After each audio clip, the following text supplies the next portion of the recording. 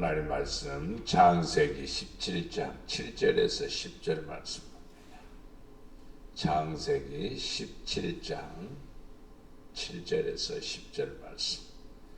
내가 내 언약을 나와 너 및 네 대대 후손 사이에 세워서 영원한 언약을 삼고 너와 네 후손의 하나님이 되리라.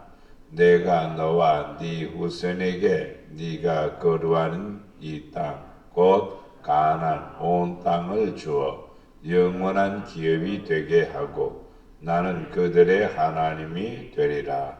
하나님이 또 아브라함에게 이르시되 그런즉 너는 내 언약을 지키고 네 후손도 대대로 지키라. 너희 중 남자는 다 할례를 받으라. 이것이 나와 너희와 너희 후손 사이에 지킬 내 언약이니라. 아멘.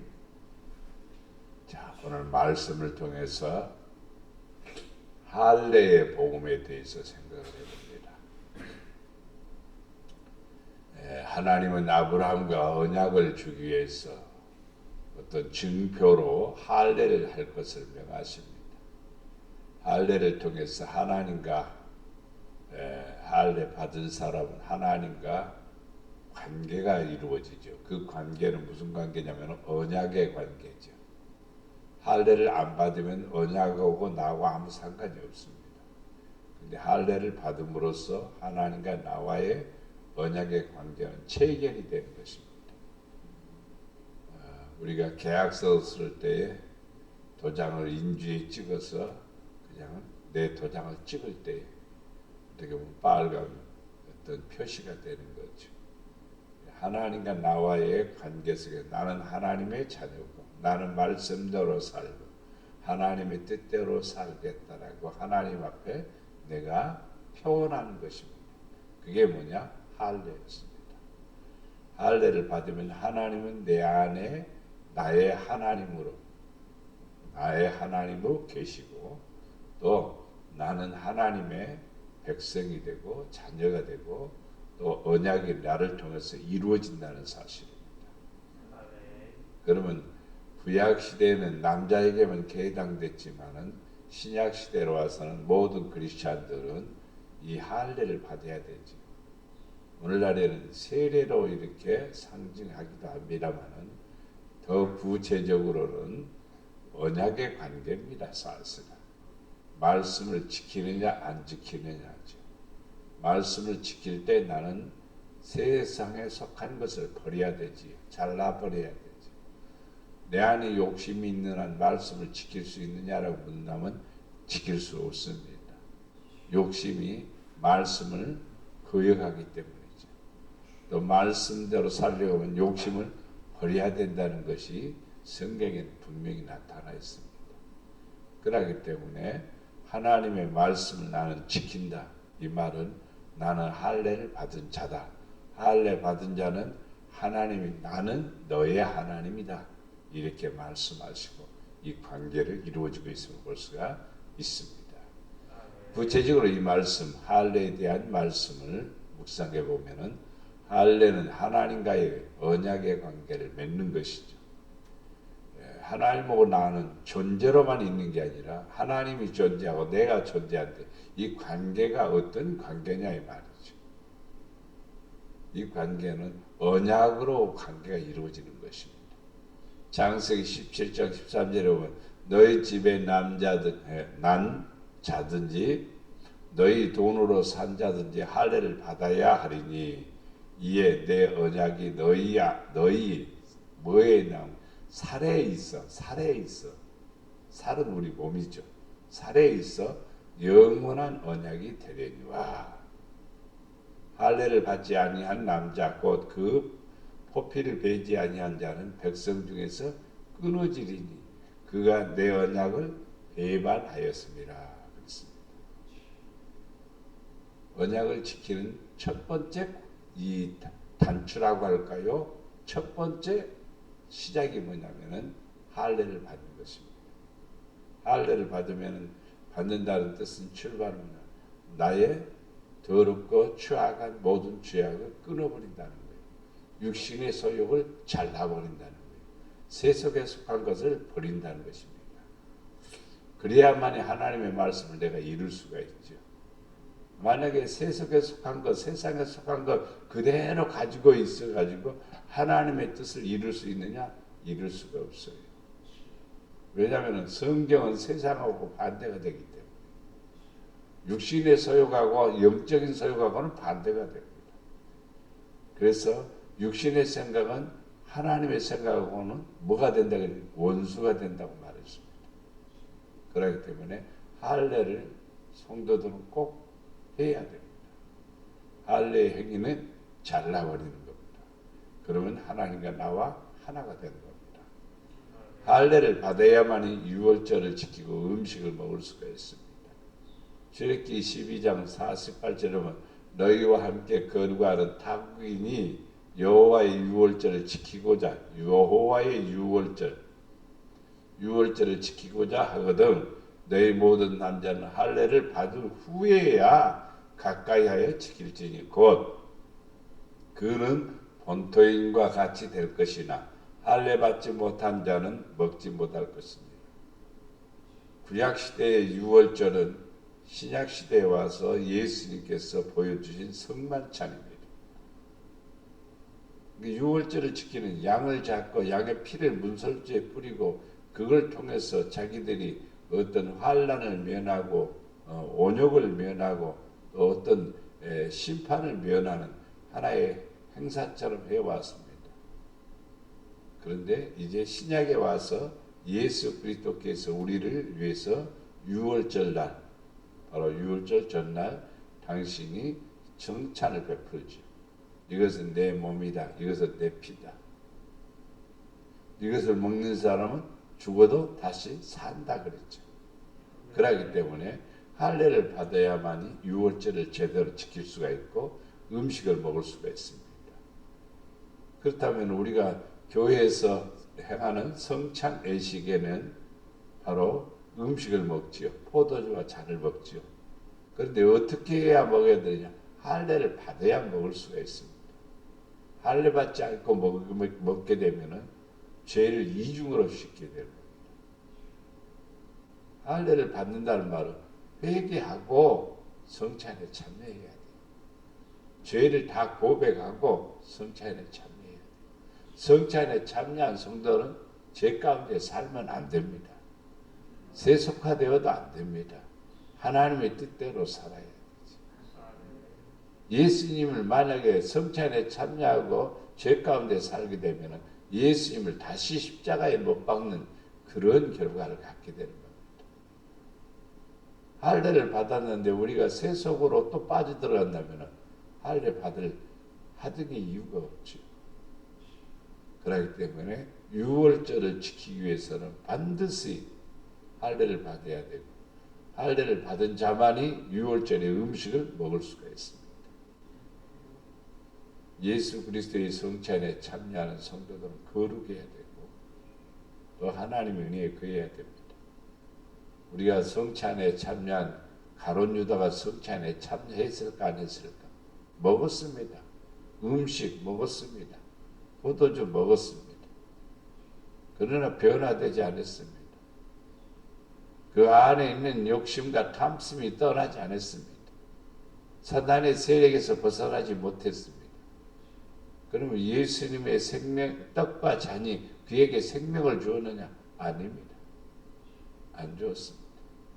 우리가 해야 될 일이 있고 하나님이 주시는 것이 있죠.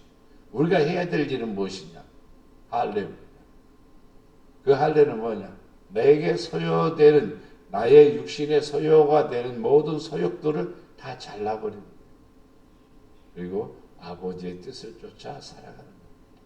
그럼으로써 유월절에 참여할 자격을 받게 되고 음식을 먹을 수가 있습니다. 할례를 받는 것은 마음을 낮추는 것입니다. 레위기 26장 41절 42절에 보면 나도 그들에게 대항하여 내가 그들을 그들의 원수들의 땅으로 끌어갔음을 깨닫고 그러니까 포로로 끌려갔을 때 깨닫고 그 할례 받지 아니한 그들의 마음을 낮춰져서, 할례 받지 아니한 그들의 마음을 낮아져서 그들의 죄악의 형벌을 기쁘게 받으면 내가 야곱과 맺은 내 언약과 이삭과 맺은 내 언약을 기억하며 아브라함과 맺은 내 언약을 기억하고 그 땅을 기억하리라. 이 말씀은 무엇이냐면 어디에 있든지 내가 어디에 살든지 우리의 마음은 낮추는 거예요. 내가 왜 여기에 왔지? 우리의 허물과 죄 때문에 여기에 왔구나.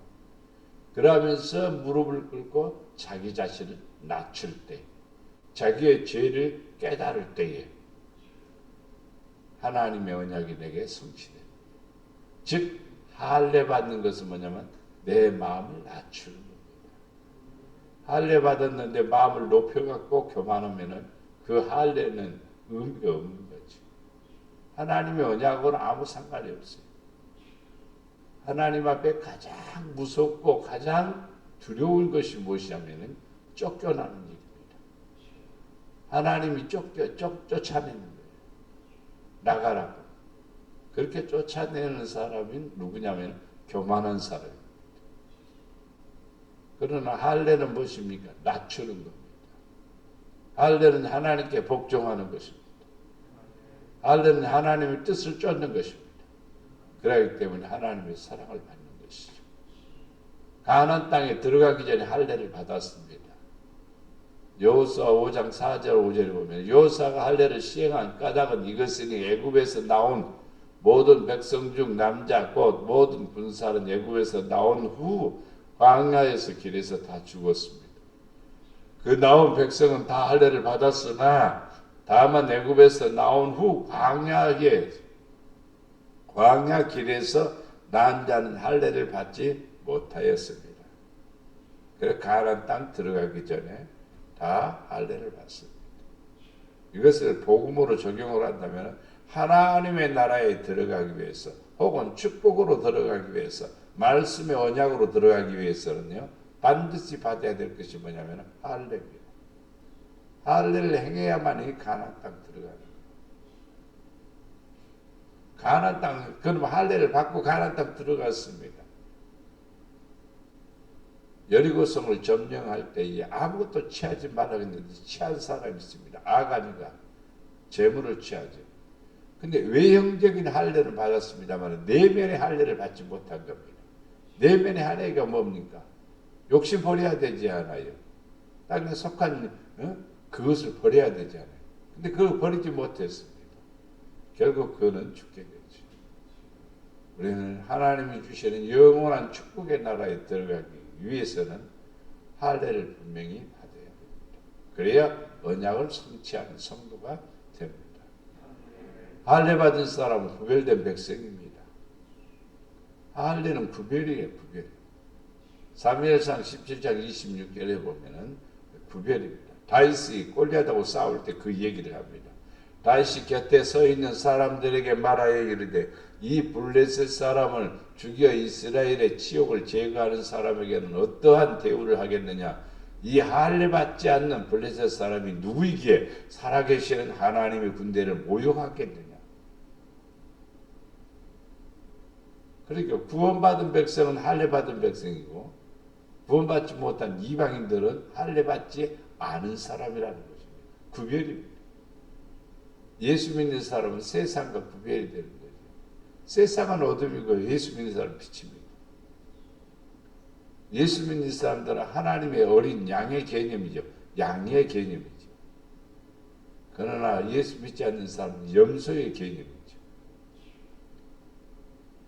우리는 빛 가운데 거해야 되고 그리고 의의 정중에 있어야 됩니다. 그리고 하나님의 형상을 따라 살아가는 성도가 될 때에 구별된 백성이 되리라 믿습니다. 할례를 행하는 것은 나는 하나님께 속했다라는 것입니다. 나는 하나님께 속했어. 생각이 아니고 마음이 아니고 구체적인 것이죠. 예레미야 4장 4절 말씀에 유다인과 예루살렘 주민들아 너희는 스스로 할례를 행하여 너희 마음의 가죽을 베고 나 여호와께 속하라. 그리하지 아니하면 너희 악행으로 말미암아 나의 분노가 불같이 일어나 살으리니 그것을 끌 자가 없으리라. 스스로 할례를 행하여 너희 마음의 가죽을 배우고, 무슨 말 가죽을 배우고, 육신의 가죽이 아니라 마음의 가죽이라고 그랬습니다. 마음의 소욕을 잘라버리는 거예요. 마음에 우리의 열매 맺지 못하는 가지를 잘라버리는 거예요. 열매를 많이 맺게 하기 위해서 맺지 않는 가지를 자르는 거예요. 육에 속한 것을 버릴 때 영적인 것이 풍성해지는 거예요. 하나님께 속한 사람은 어떤 사람이냐? 바로 다 잘라버리는 거예요. 버릴 거 버리는 거예요. 근데 버리지 못하고 그냥 끌어안고 있다가 결국 그것이 나에게 독이 된다는 사실을 우리는 알아야 됩니다. 우리는 버릴 것을 빨리 버리고, 버릴 게 뭡니까? 악이지요. 버릴 게 뭡니까? 죄악입니다. 그걸 버릴 때 우리는 하나님께 속한 사람이 되는 것이죠. 할례 받지 아니하고 죽으면 구더기로 내려가게 된답니다. 에스겔서 32장 29절 말씀. 할례 받지 아니하고 죽으면은요 구더기로 내려간다. 구더기로 내려간다는 말이 무엇인가? 음부 지옥으로 간다는 말이죠. 근데 할례를 받아야 돼요. 할례 받아야만이 우리가 어디로 구덩이에 내려가지 않냐. 하나님이라고. 그리고 실질적으로 생활 속에서도요 성도들이 구덩이, 함정 혹은 올무에 걸리는 사람들의 대부분이 어떤 사람이 시험에 빠진다든가 올무에 걸린다든가 사단에 매인다든가 이런 사람들의 구체적인 내용들을 가만히 보면은 어떤 사람이 할례 받지 않는 사람들이 버리지 않는 거예요. 그대로 있으면 언젠가는 구덩이에 빠지게 되고 매이게 되고 포로가 되고 결국 원수들에게 종노릇하게 되는 것입니다. 그래서 우리는 꼭 할례를 받아야만이 구덩이에, 함정에, 시험에 어떤 문제에 빠지지 않냐고 승리하는 성도가 됩니다. 할례는 나를 건전하게 만드는 거죠. 건전하게 만든다. 왜냐하면 육에 속한 것을 자꾸 버리는 거죠. 이 훈련이 뭐냐면 할례의 훈련입니다. 사람은 항상 양쪽으로 왔다 갔다 할 수 있어요.